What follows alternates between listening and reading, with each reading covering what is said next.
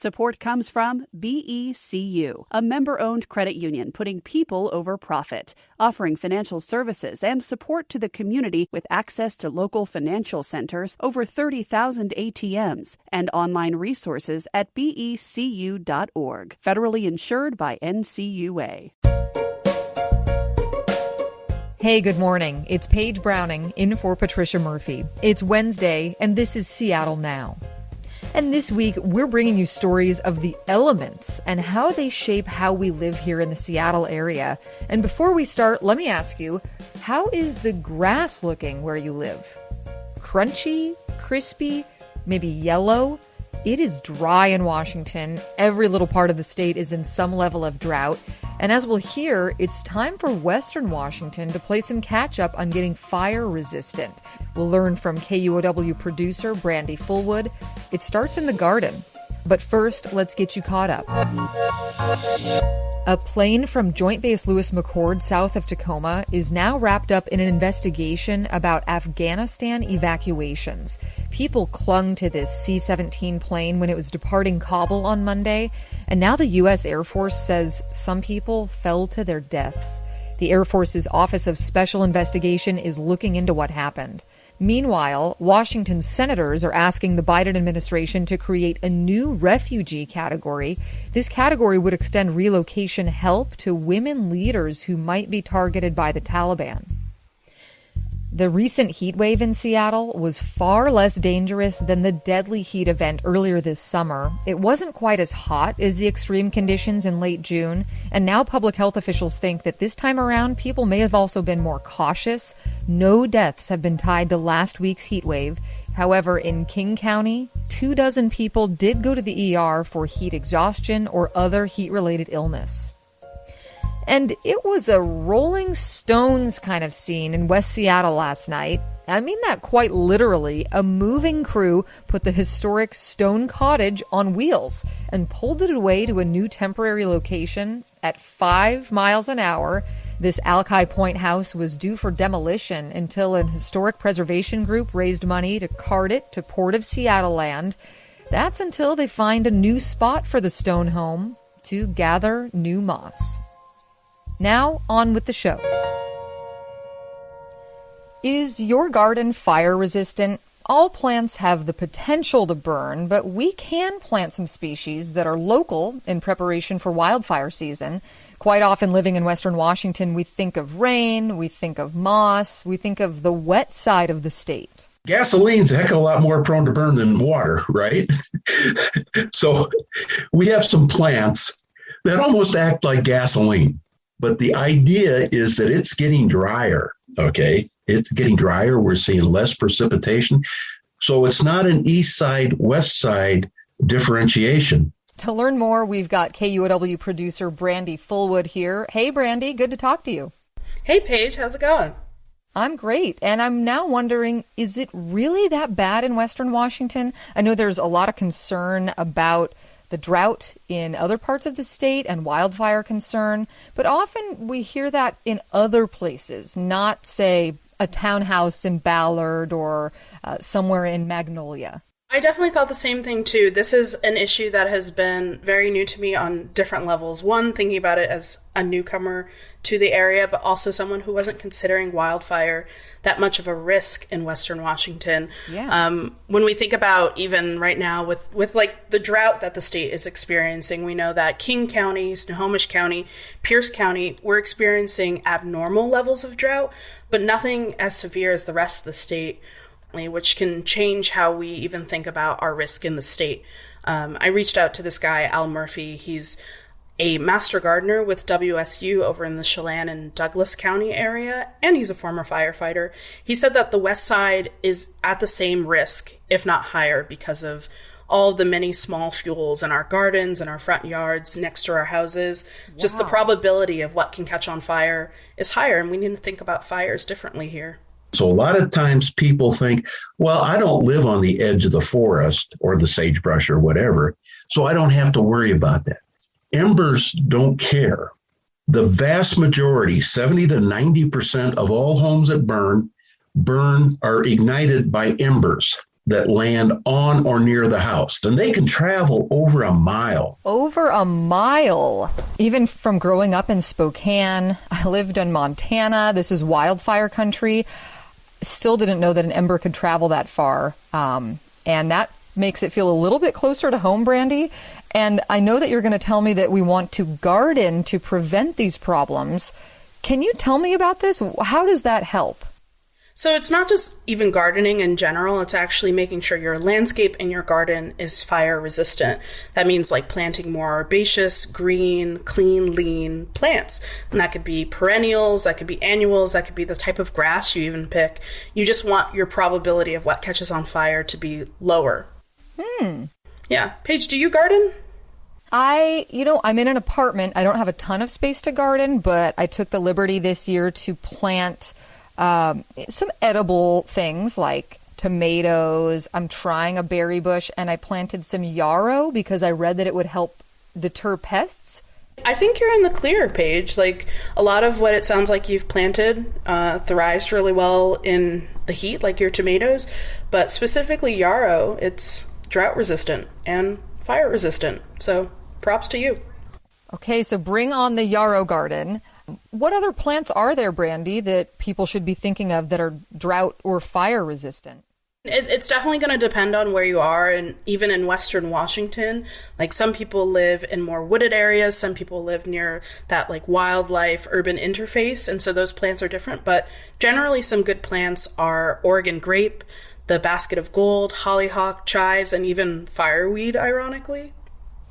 Wait, the ones you just said are not flammable, right? Yeah, they're the good plants. Okay, those are the good plants. What are the bad plants? So when I talked to Al Murphy, he said some of our faves, they can be bad too. For example, there's Arborvitae is a bush. I could probably find you a picture of it real quick.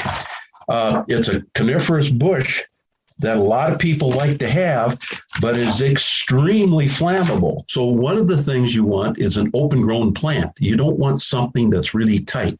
That's interesting. And you said something earlier, sort of a catchphrase. I think you said you want to have plants that are green, clean, and lean. Is this sort of what you're talking about? You want them to be lean, not bushy, like your hand closed together? Yeah, definitely green, clean, and lean. That's exactly what he's talking about. Making sure that your plants are alive, that they have clean cuts around them. So even like trimming back your bushes, trimming back the trees away from your chimney at least 10 feet, and making sure that you're picking plants that aren't that close together, because in this area, it can be quite dangerous. I should also note that like with these dead plants, it's not even just the embers that are sparking by. It can be like you've parked your car way too close to dried grass, or you have wood chips right in front of your house. I reached out to Becky Cheney, who's the conservation chair for the Native Plant Society, and she even said that wood chips aren't the best idea. There's a tendency for us here to put down wood chips as a mulch everywhere because wood chips are incredibly available. Putting them in close to the house creates basically a kindling right next to your home. Your home is the most combustible place on the lot. Oh my gosh. So I can sort of see this now. You've got a barbecue and something goes awry near the wood chips, or as you mentioned, you park your car near the dried grass and something ignites. Okay. So I'm learning a lot. You've learned a lot. Brandi, do you garden? You know, I've planted some tomatoes like you. They did quite well in the heat wave, but my partner takes over the garden a lot more than I do. After talking to everyone, I know that we need to be more proactive about the grass. So I kind of want you to listen to this.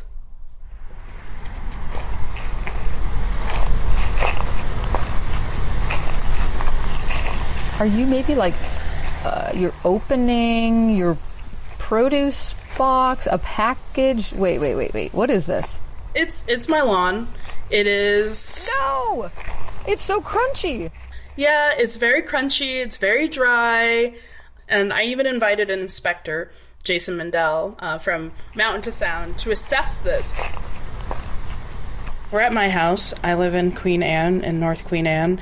We're standing on my porch. Yes. And my grass is very dead.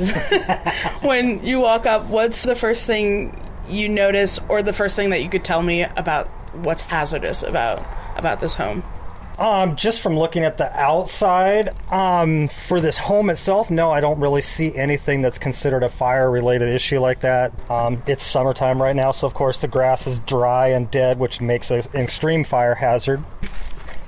Brandi, this is just something I don't hear about. The words extreme fire risk and North Queen Anne in the same sentence. I haven't been to your house yet, waiting for an invite, but I know it's going to take a lot of water to get that crunchy grass back to green at your place. So watering doesn't necessarily sound like a solution for fireproofing. No, and I don't think even most of the people I spoke to really suggested overwatering the grass. That's a lot of water, especially in the middle of a drought. Even Al Murphy said, like, it can be a balance at times because ultimately not burning your neighborhood is also important. But Becky Cheney, that conservation chair from the Native Plant Society, she came through with some alternatives for grass. So you want to think about what do you do instead of grass? Our sword ferns can accumulate dead fronds underneath. If you have them close to your house, you may be wanting to trim those off, but otherwise they are very well adapted to our area. I would personally go for them before any of our ornamental grasses. She also suggested kinnikinick and even letting the moss come through. I know a lot of people are into the aesthetic looks of their lawn, but don't be afraid of moss growing in your grass. So lean into kinnikinick and that moss life. And Brandi, not everyone owns a home, let alone has enough money to revamp their entire garden. So what do they do? So full disclosure, I'm also not a homeowner, but we are in charge of maintaining the grounds, but very small maintenance things, clearing out your gutter, trimming the trees, clearing out debris. Jason Mendel, the inspector who came to my house and proclaimed my lawn a fire hazard, also gave me some other suggestions about what we should be doing around the house. So looking at the front here, you've got these rose bushes and plants up here, and these are all nice and close and actually touching the home and the siding and stuff like that. These are things that we like to keep at least a foot away from the house. Any kind of plants and foliage that you have, anything that dries out, you wouldn't want to definitely too close to the house because of fire dangers. And we're pointing out some lavender that does dry out, that has turned kind of into an ash color. You can see the stems on the downside here, which are all brown and stuff like that. So if you did have wildfires in the area, sparks and embers could ignite that, and it's sitting within inches of a nice wood deck. And we know wood is flammable, and there's nothing to protect it from that fire at this point. You obviously can't control the stuff across the street where you got trees and foliage and stuff out there, but just knowing that it's there and keeping your property nice and watered up. Make sure your hose bibs are in working order, so if you needed to, you have a hose handy. Okay, so you've just added to my weekend to-do list, and it seems sort of like a no-brainer, Brandi, that we know that there's a fire risk even in the city. What's the holdup? Well, for one thing, it's not enforced, and it's also new for a lot of people, myself included. So every time we have new people coming to the area, which we do quite often in Western Washington, we should be informing them. Your yard can be hazardous, and it can lead to wildfires, structure-to-structure fires. And you said it's not enforced. What would be enforced? So like in states like in California, someone does come to your yard. I'm pretty sure it's the fire department comes to your yard, to your home at different periods of the season, and they'll say, you need to cut back these sorts of hedges. You need to do this to your landscaping, and it can cost tons of money each single year if you're not maintaining it. That's not something that we have here, but in an effort to prevent wildfires, that's what they do in California. There are only so many things that individuals can do for wildfire prevention, but there are really small ways that you can do something around your home to create a buffer to lower the probability of your house and your neighbor's house from catching on fire. All right. Thanks, Brandi, for letting us know how to keep our gardens fire resistant. Thanks for having me.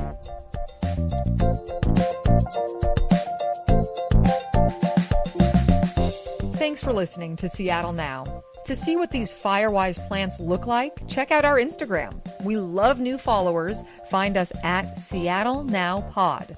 Brandi Fullwood produced today's show. Our production team this week is Alec Cowan, Brandi Fullwood, Jenny Cecil Moore, Kristen Leong, Sarah Leibovitz, and Diana Opong. Matt Jorgensen does our theme music. I'm Paige Browning. See you tomorrow.